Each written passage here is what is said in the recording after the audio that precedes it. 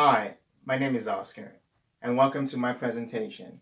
I'm sorry I wasn't able to capture my face in this presentation, but my slide's more important, so let's get right into it. So this is my case study.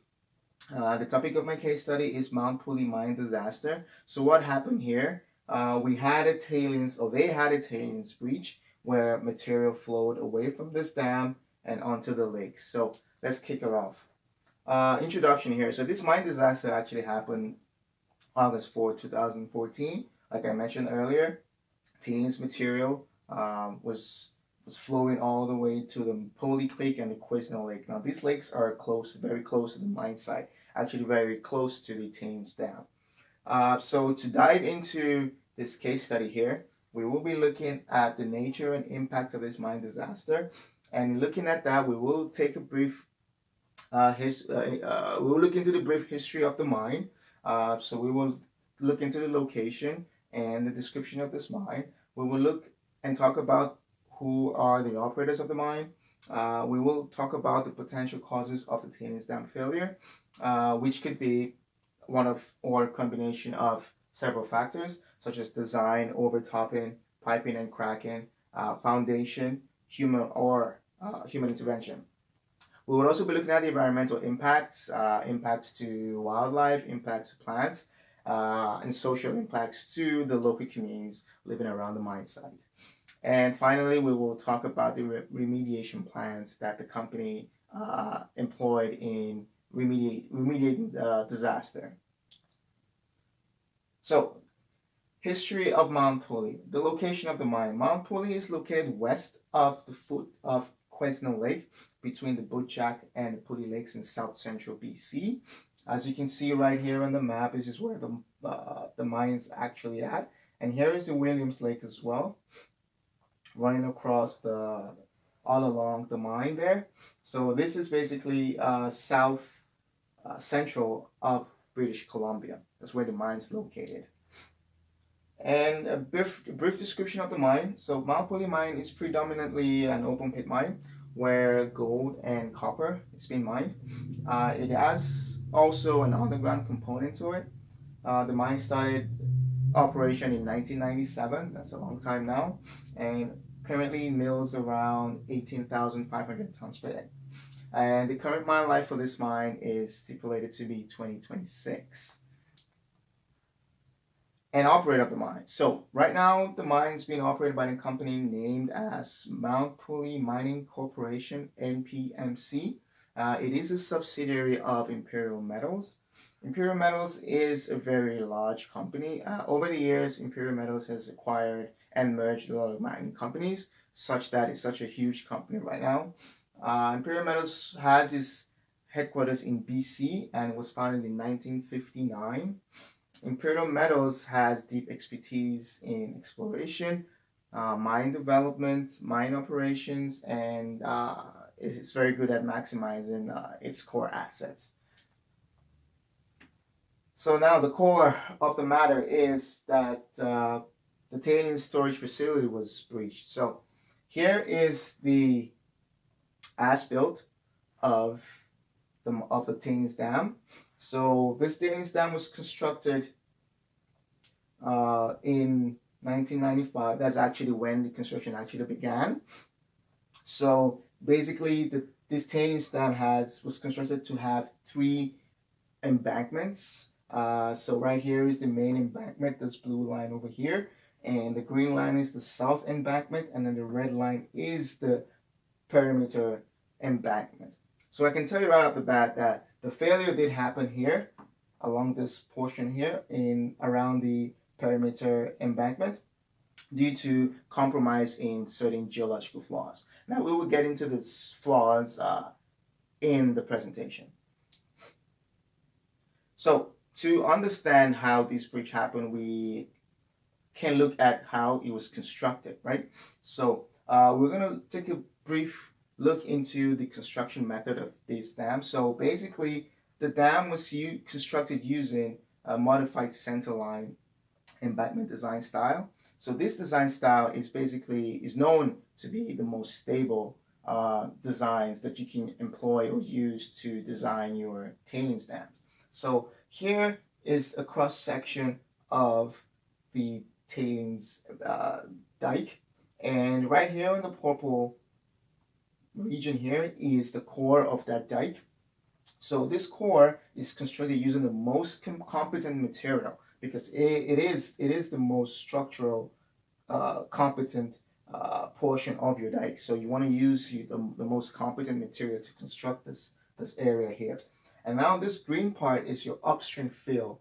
Okay, this is the part that interacts with the tailings water and the dam, the water itself, the containment itself. So you want to use fairly competent material as well to construct this area, and it provides support to the core. So it's a very important region in the dike that you must pay attention to. Here is zone C.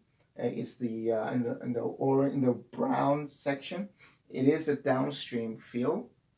It serves the same, almost the same purpose as the zone U here, because it also provides support to the core. Now the material used here can be a little bit less of competent material, but still it should still be of fairly good grade. So now we have two layers here. They are the filter layers, the zone F and zone T. So these layers basically help or act as filters, such that when water seeps through this, when there's a seepage through the dike, it does not erode the core. Because once your core is eroded, you pretty much lose your dike. Cause of the breach. So, as we know, like I just mentioned earlier, there was a breach in the dam. So when there's a breach, there's one or a combination of factors that actually led to the tailings dam failure or the breach. So first of all is the design failure. And it all depends on how you design your dike. So that's why I just ran through the design that was used to build the dike. It could be human intervention. It could be overtopping. So overtopping is basically when you allow water to overflow the top of your dam. And piping and cracking as well, that usually occurs in the core when there are cracks in piping lines all around your core, and then it weakens or compromises the integrity of your structure. It could be foundational failure, or it could be natural causes such as earthquake.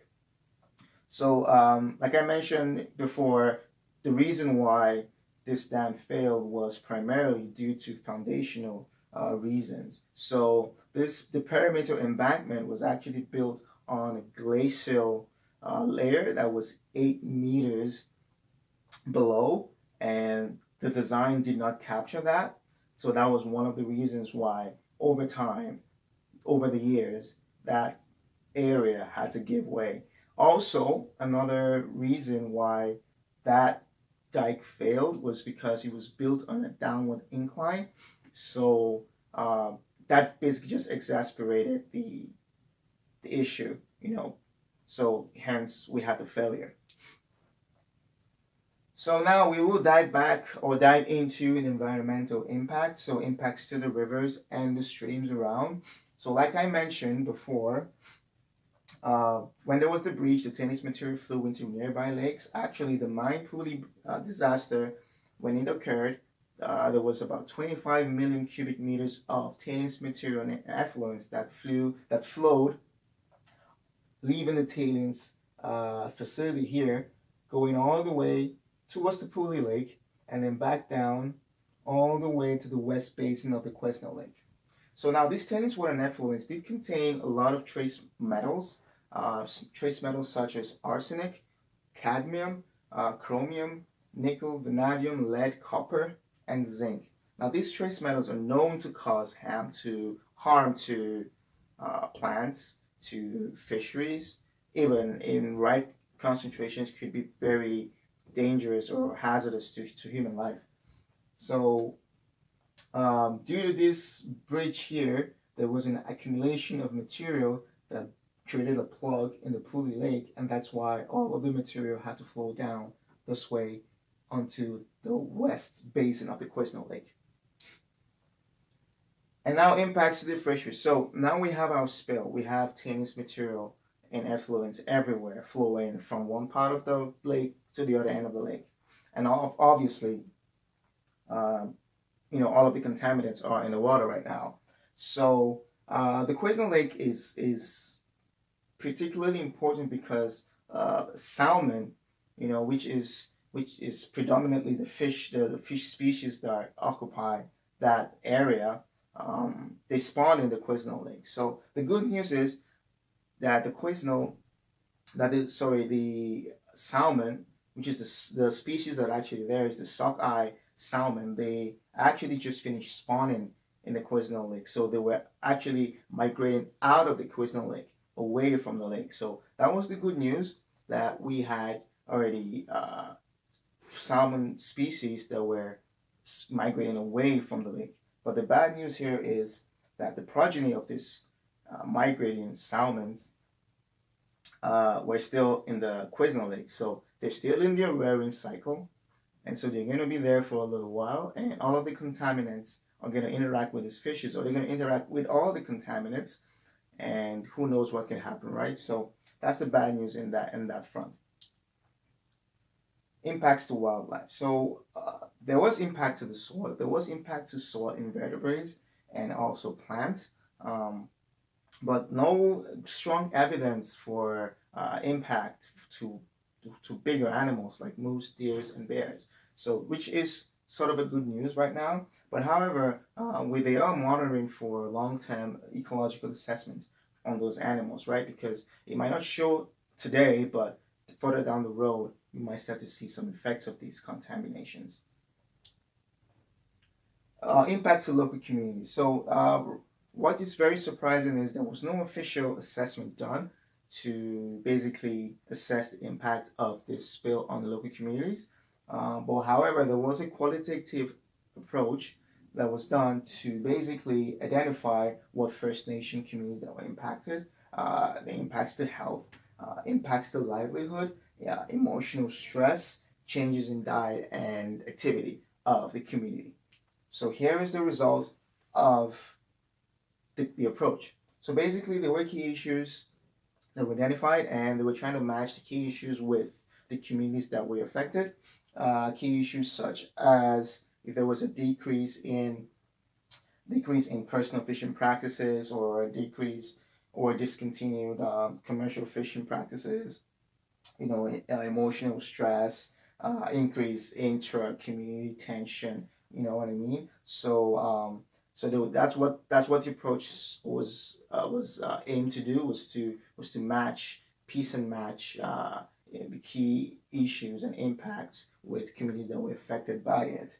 So was interesting to know that communities that were even up to 500 kilometers away from the mine site did complain of some of these impacts, right? So, but there were communities that were very close to the mine site. They actually complained, or they had more direct social impacts, such as environmental dispossession, limited access to their sacred lands and territories. Traditional food sources were impacted. The commercial food sources were greatly impacted, and they lost some of their sources of medicine. Another social impact would be mining reputation. So again, the spotlight was back to mining industry, right? So a lot of communities in the area gave their opinions and assessment of the mine disaster, and basically what came out from that was the distrust in information that is being presented to the public, also the distrust in mining companies' environmental assessments that they actually carried out. They were very disappointed in the way the government and mining companies delayed the facts and information about what happened. I know that it's the community around are losing faith and saying that mining companies do not assess all of the mining risk that comes with this sort of operation. So now we have talked about all of the impacts. Now let's talk about the remediation plans that MPMC had going. So in the advent of this Thames Dam breach, MPMC the Mount Polley Mining Corporation, in collaboration with First Nations, set up a group, and they set up a plan and a strategy in which to deal with the disaster. So basically, their plan included four stages. So the first phase would be initial response, and phase two would be a short-term assessment, impact assessment. Phase three is a long-term assessment and optional analysis. Phase four is implementation of the remedial actions and monitoring. So now we'll take a look at each phases just in brief, and we'll talk about it just in brief. And so phase one, basically the strategy consists of shutting down the mine site. So the mine disaster happened, shut down the mine site, and then the next thing was to establish a safe and working conditions for people to go in and actually do some work. So first, one of the things that they did was to decrease the Polley Lake elevation and monitor the pressures. They also stopped the source, so basically they wanted to stabilize the dam, and that's why, if you can see here, haul trucks, they're building a berm to basically stop the flow of tailings material out of the dam. And then they stopped the input, so basically they went all the way to the end of the spill, where the spill had flowed to. So they went there and they collected all of the tailings material and sediments, and then they contained it in a sediment pond. So that was the first initial response that was carried out in phase one. Phase two basically was to identify contaminants and the impacted environment, also to identify gaps in data set, and set up some sampling plans to get good data. Then to develop a conceptual model that was representative of the mine site. Phase three. Phase three is a strategy that consisted of analysis or assessment of human health and the ecological risk, identifying ways to address the impact, feasibility of proposed options, right? To basically assess for sustainability and long-term solutions, and pros and cons of all of the options that were considered. And phase four is basically the implementation of remediation plan, permits, approvals, work execution, and continuous monitoring. And now we will talk about the actual action, right? So what they actually did in trying to remediate the disaster. So first thing they did was to design a stable water channel, so that they can restore the Hazeltine Creek. Hazeltine Creek is basically all of that line I showed you in the previous slide, flowing all the way down to the Quaesno Lake. So basically designing the water channel to basically create an enabling environment for a lot of these things, to the restoration of habitat. So first up was there's a cleanup phase, and that was removal of the washed up debris from the tailings dam. And then they had to return all of the tailings material that flowed into the lake, all the way from the Hazeltine Creek all the way to the Quaesno Lake. They had to mop it all, bring it all back to the tailings dam, and then after that they just grade any remaining material onto a particular level. And then after that there was a construction phase. Construction phase was basically construction of habitat features such as a spawning gravel, rock weirs, boulders, and woody debris. And then after that, they carried on with a revegetation phase. So you can see here, these are the pictures of the dozer, basically cleaning up the floor of the lake. And then this is the construction of a stable water channel. And here is basically trying to create a habitat that's good enough for spawning. And then here is the revegetation process, which usually takes a very long time. It takes a lot of years to basically finish this process.